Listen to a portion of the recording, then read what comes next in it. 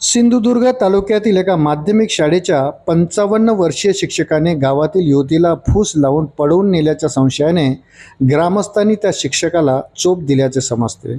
मात्र पोलीस ठाण्यात प्रकरण गेल्यानंतर मी त्या शिक्षकासोबतच जाणार असे युवतीने पोलिसांना सांगितले।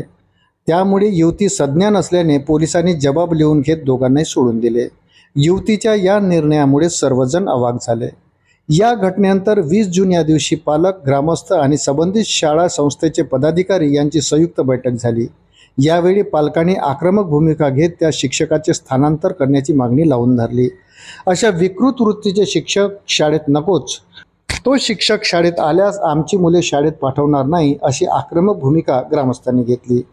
अखेर संस्था समन्वय समिती सचिवांनी त्या शिक्षकाला सक्तीच्या सुट्टीवर पाठवत आहोत, तो शिक्षक पुन्हा शाळेत दिसणार नाही अशी ग्वाही दिल्यानंतर पालक आणि ग्रामस्थ शांत झाले। त्या शिक्षकाची तात्काळ बदली करण्यात येईल अशी ग्वाही समन्वय समितीच्या सचिवांनी दिली। अशाच नवनवीन अपडेटसाठी व्हिडिओला लाईक आणि चॅनलला सबस्क्राईब जरूर करा। धन्यवाद।